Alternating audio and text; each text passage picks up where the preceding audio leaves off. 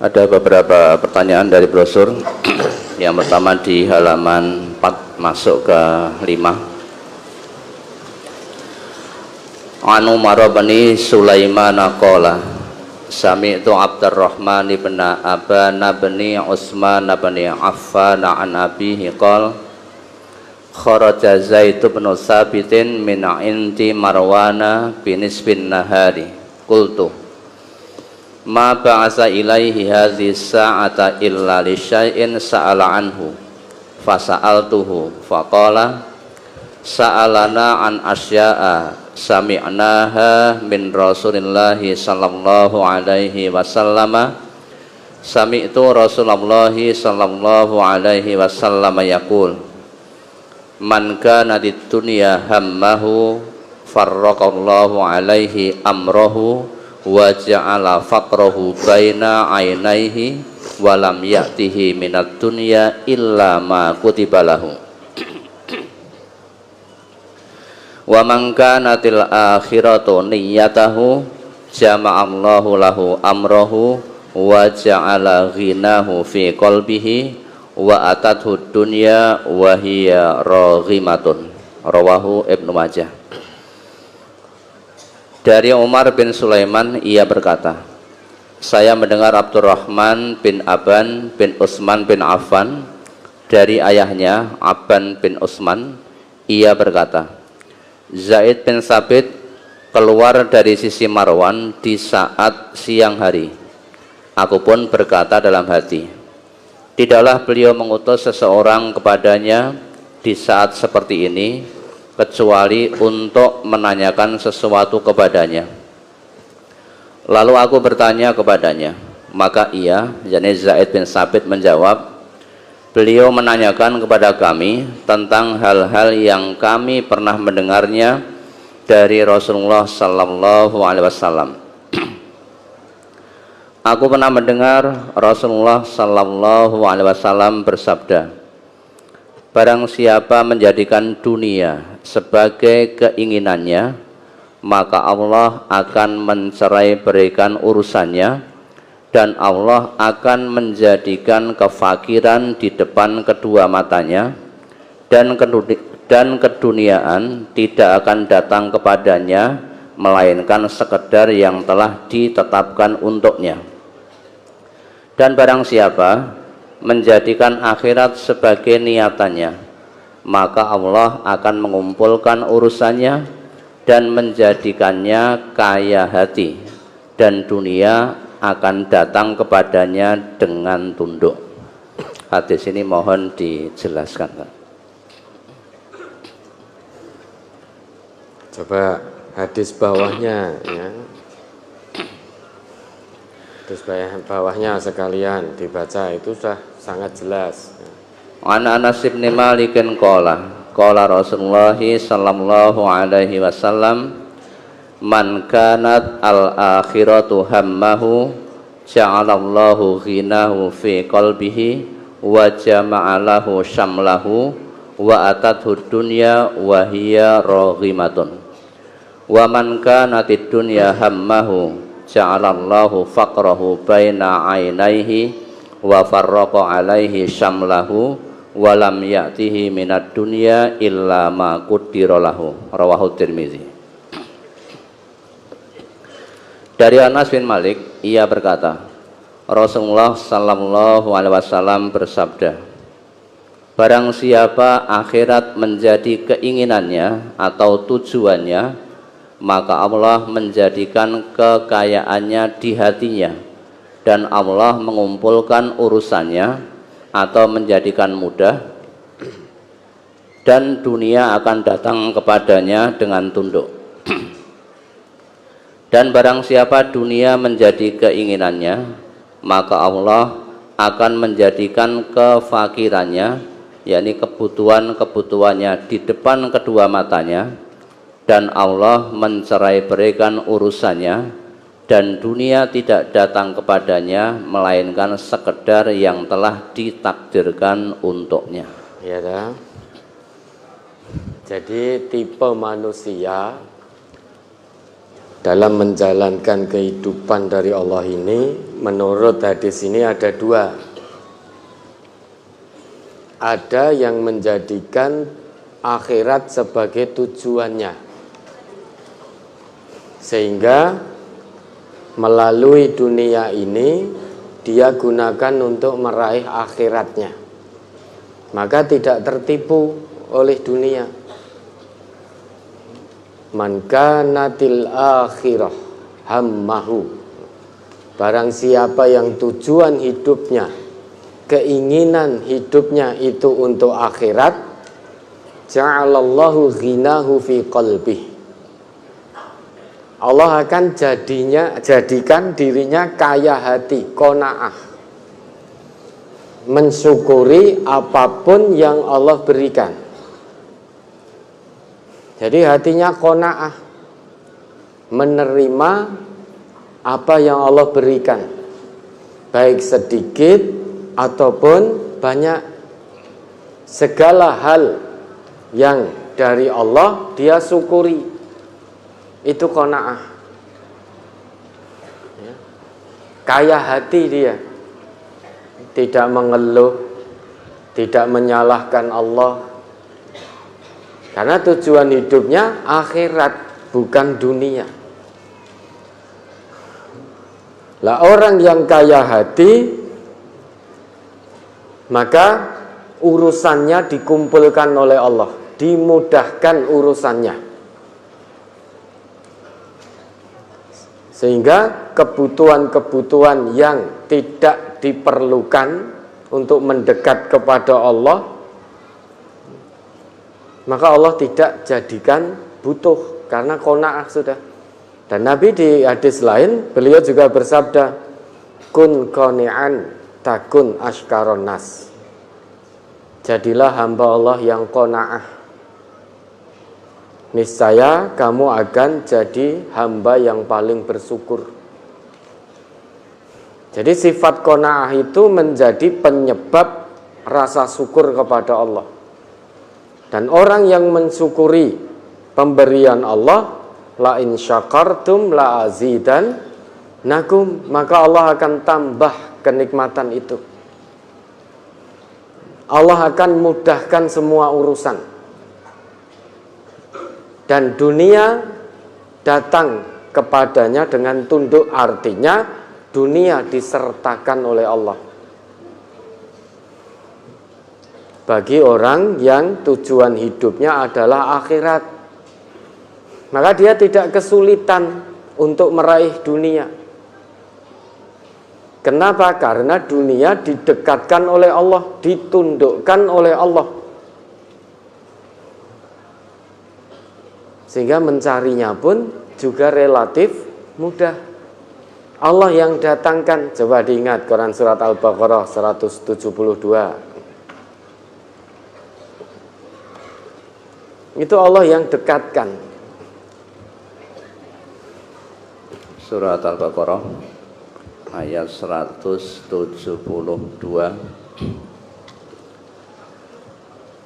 Ya ayyuhalladzina amanu kulu min thayyibati ma razaqnakum washkuru lillahi in kuntum iyyahu ta'budun. Hai orang-orang yang beriman, makanlah di antara rizki yang baik-baik yang kami berikan kepadamu, dan bersyukurlah kepada Allah jika benar-benar hanya kepadanya kamu menyembah. Ini orang-orang beriman itu berarti orang-orang yang tujuan hidupnya adalah akhirat. Tujuan utamanya akhirat, bukan dunia. Maka terkait dengan rizki, Allah dekatkan. Di situ kan kita temukan kata ma razaqnakum, yang kami anugerahkan untukmu. Berarti Allah dekatkan, Allah sertakan dunianya bagi orang-orang yang beriman, yang menjadikan akhirat sebagai tujuannya. Dunia akan disertakan oleh Allah. Dan orang yang beriman itu punya sifat mensyukuri apapun yang Allah berikan. Washkuru lillahi in kuntum iyyahu ta'budun. Maka hatinya qanaah, kaya hati. Bedakan dengan orang-orang yang mencari dunia tanpa keimanan. Di Al-Baqarah 168. Orang-orang yang mencari dunia umum tanpa keimanan. Umum ya orang yang tidak beriman kepada Allah. Itu sifatnya umum yang 168 itu. Al-Baqarah ayat 168. Ya ayyuhan nasu kulu mimma fil ardi halalan thayyiba wa la tattabi'u khutuwatis syaitan innahu lakum aduwwum mubin. Hai sekalian manusia, makanlah yang halal lagi baik dari apa yang terdapat di bumi, dan janganlah kamu mengikuti langkah-langkah setan, karena sesungguhnya setan itu adalah musuh yang nyata bagimu. Di ayat ini ya ayuhan nas, umum semua manusia. Di 172 ya ayyuhalladzina amanu, khusus hanya orang yang beriman. Maka di 168 tidak kita temukan kata ma razaqnahum atau ma razaqnakum, tidak kita temukan. Tetapi di 172 kita temukan ma razaqnakum. Ini berarti dunia bagi orang-orang yang beriman, salah satu ciri orang yang beriman itu qanaah, kaya hati. Maka dunianya disertakan oleh Allah, dimudahkan urusannya untuk mendapatkan dunia. Kalau yang 168 itu umum, karena tidak ada ma razaqnakum, maka genteyongan. Nah, dari pagi, siang, sore, malam, pagi lagi mencari uang terus, sehingga tidak ada waktu untuk mengusahakan akhiratnya. Sehingga dia hidup dalam bayang-bayang kefakiran, takut fakir, karena tujuan hidupnya dunia bukan akhirat. Orang yang menjadikan dunia ini sebagai tujuan dunia ini sebagai tujuan hidupnya, maka ja'alallahu faqrahu baina ainaihi. Allah jadikan kefakiran itu ada di depan matanya, sehingga ketakutan kalau saya tidak bekerja, saya akan miskin, saya akan melarat, saya akan fakir. Nek tak tinggal ngaji sik, bagaimana usaha saya? Kalau saya tinggal sholat jamaah, piye tokoku iki wayahe rame sing tuku. Jadi dia hidup di bawah bayang-bayang kefakiran. Karena memang tujuan hidupnya untuk dunia. Akhiratnya nek mung eling. Misal seperti hari Jumat, delalai tokone banyak pembeli. Ini kalau saya tutup, saya Jumatan dulu, engkau pembelinya beli di toko lain. Lah, kalau sesudah Jumatan baru saya buka lagi, sudah nggak ada yang beli. Atau kalau saya hijrah dari riba, melarat saya. Padahal kebutuhan saya A, B, C, D, E, F, G dan sampai Z. Itu bukan kebutuhan, itu keinginan. Kalau kebutuhan itu sesuatu yang kita butuhkan untuk mendekat kepada Allah. Kalau A sampai Z itu keinginan. Keinginan itu memperturutkan hawa nafsu. Maka kalau saya sampai meninggalkan riba, saya hijrah, saya akan miskin, saya fakir, saya melarat. Sehingga hidupnya di bawah bayang-bayang kefakiran. Kenapa? Karena Allah yang memang jadikan kefakiran itu di depan matanya. Nah, karena dia milih dunia daripada akhirat. Pada akhirnya nanti dari pagi sampai pagi cari uang terus. Kemudian urusannya tercerai-berai. Ternyata kesenangan dunia itu mata'un qalil, sampai akhirat di hadapan Allah nggak dapat bagian apa-apa. Karena bagiannya hanya di dunia, sebagaimana yang dia usahakan. Sedang akhirat yang dia lupakan, maka dia tidak dapat bagian apapun di akhirat. Dan Nabi kita pernah berpesan, wallahi, demi Allah, mal faqra akhsha alaikum, bukan kefakiran yang aku takutkan atas kalian. Jadi kefakiran itu bukan sesuatu hal yang paling dikhawatirkan Nabi atas umatnya. Tetapi apa yang Nabi paling khawatir menimpa umatnya? Walakinni akhsha antubsata alaikum, antubsata dunya alaikum kama busitat alal ladina min qablikum.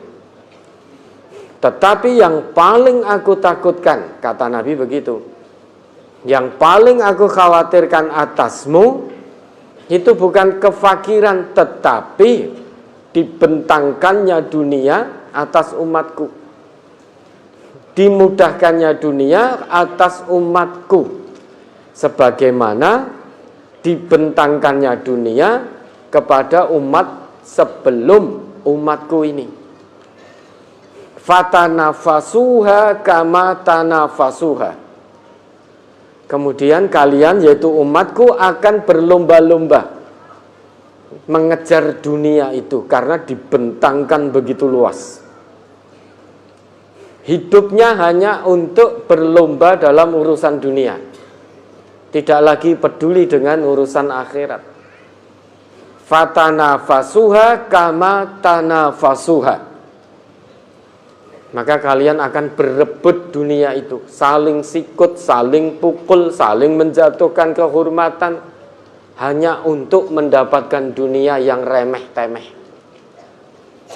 Menipu, mencaci, memfitnah, korupsi, kolusi, dan sebagainya, dan sebagainya. Saling berebut dengan cara yang tidak dibenarkan oleh agama. Sebagaimana umat-umat sebelummu itu juga saling memperebutkan dunia tanpa jalan yang dibenarkan oleh agama. Fa'ahlakatkum kama ahlakathum. Maka dunia akan menghancurkanmu sebagaimana dunia menghancurkan umat sebelummu. Maka lebih jelas lagi, coba dibuka Quran surat Al-Isra ayat 18 sampai 21 itu.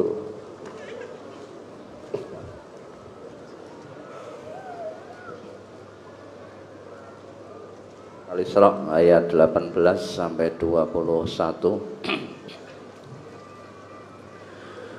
Man kana yuridul ajilata ajjalna lahu fiha ma nasya'u liman nuridu summa ja'alna lahu jahannam yaslaha mazmuman madhura wa man aradal akhirata wa sa'alaha sa'yaha wa huwa mu'minun faulaika kana sa'yuhum mashkura.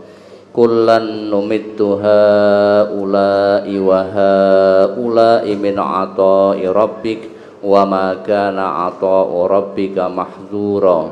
Unzur kaifa faddalna ba'dahum 'ala ba'd walal akhiratu akbaru darajati wa akbaru tafdila. Barang siapa menghendaki kehidupan sekarang, yakni kehidupan duniawi, maka kami segerakan baginya di dunia itu apa yang kami kehendaki bagi orang-orang yang kami kehendaki, dan kami tentukan baginya neraka jahanam. Ia akan memasukinya dalam keadaan tercela dan terusir. Nah, ini dulu. Mangkana yuridul ajilata. Man, itu masih umum sifatnya. Bisa laki, bisa perempuan, bisa tua, bisa muda.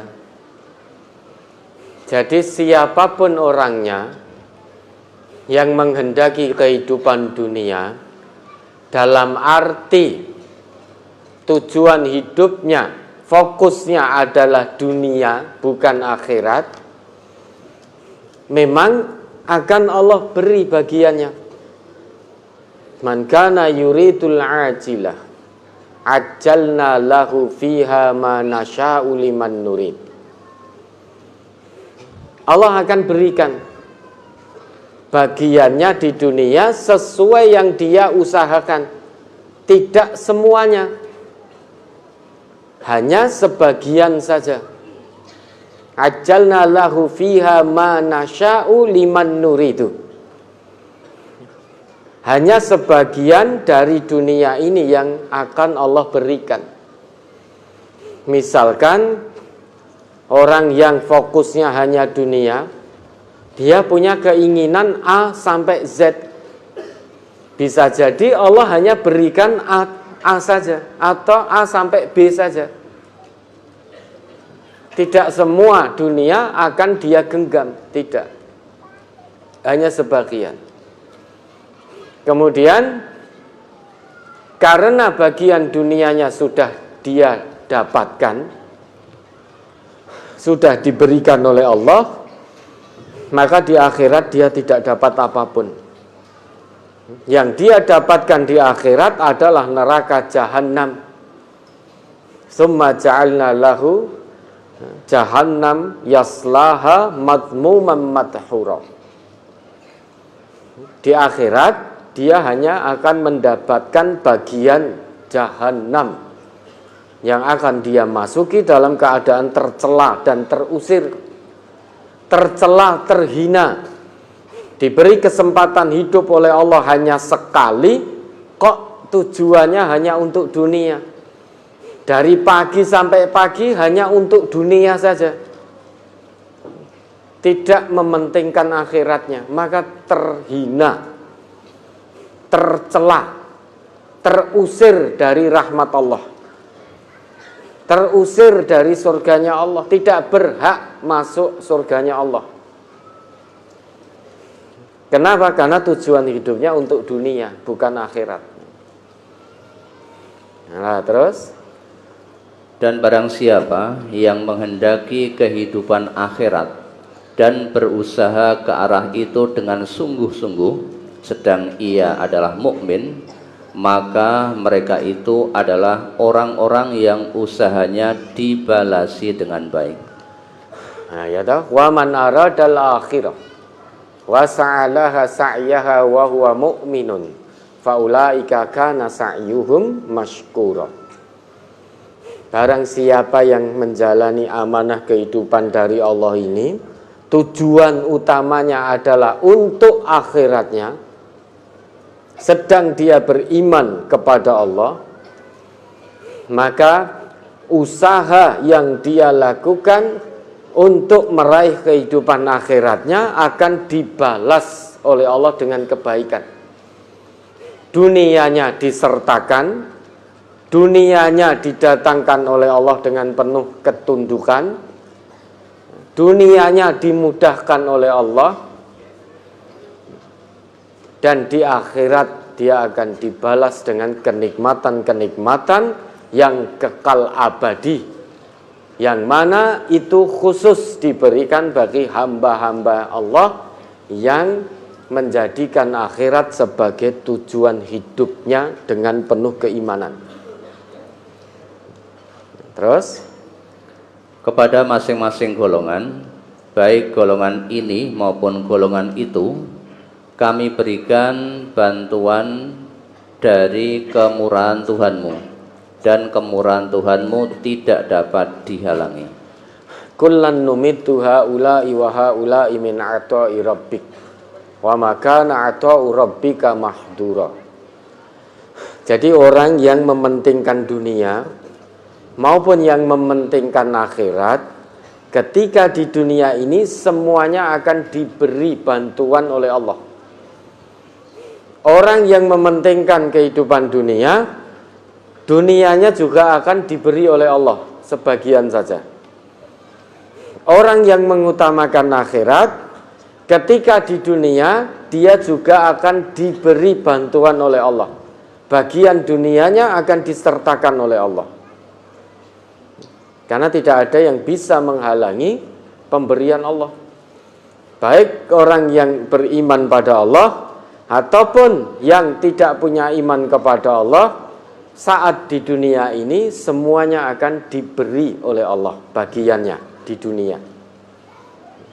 Lanjut.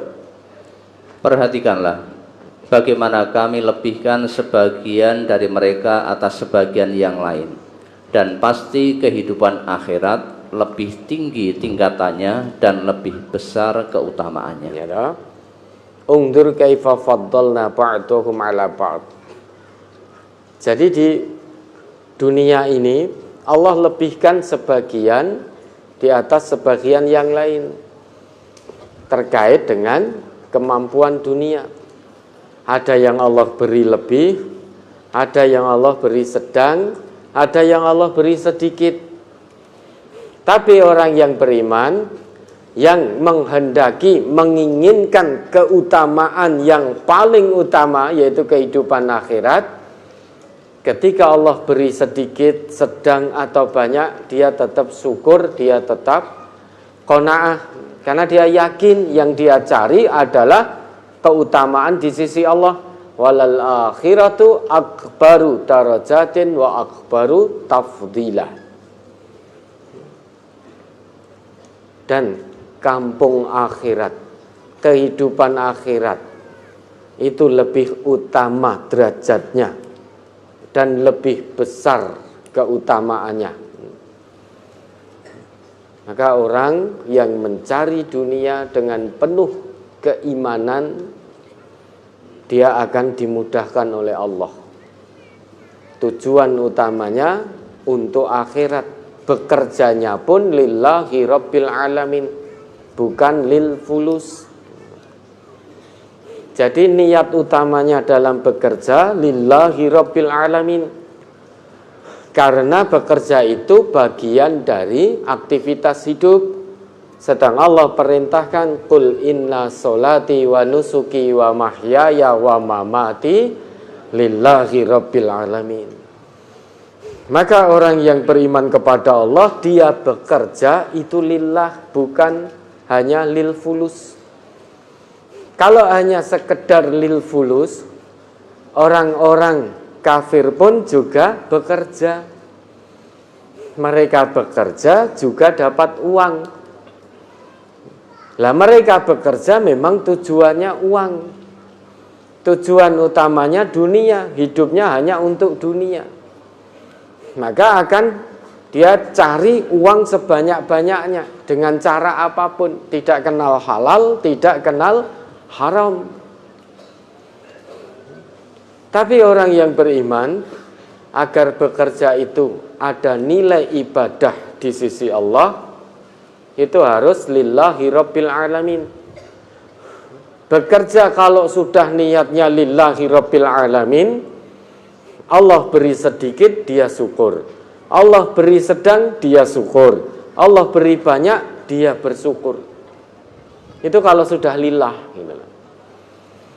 Tapi kalau kita bekerja tujuan utamanya lil fulus, kita sudah mencurahkan daya upaya, tenaga, fisik sudah kita keluarkan sedemikian rupa, Allah kok beri sedikit, maka kita akan berontak, akan kufur. wis ngoyo-ngoyo ngene nyambut gawe wis tak rewangi seperti ini. Kepala jadi kaki, kaki jadi kepala. Jungkir balik, ngantek gegerik geseng kabeh. Itu kok mung semene. Kita akan kufur kalau tujuan kerja kita lil fulus. Tidak ada nilai ibadah di sisi Allah. Padahal kita diciptakan oleh Allah itu tujuannya liya'budun, hanya untuk ibadah kepada Allah. Maka bekerja kita yang merupakan bagian aktivitas hidup itu niatnya harus lillah. Kalau sudah lillah, ada potensi kita di dunia ini tidak akan tertipu. Berarti tujuan hidup kita adalah akhirat. Kalau kerja kita lillah. Sedikit Allah beri, kita tetap mensyukuri.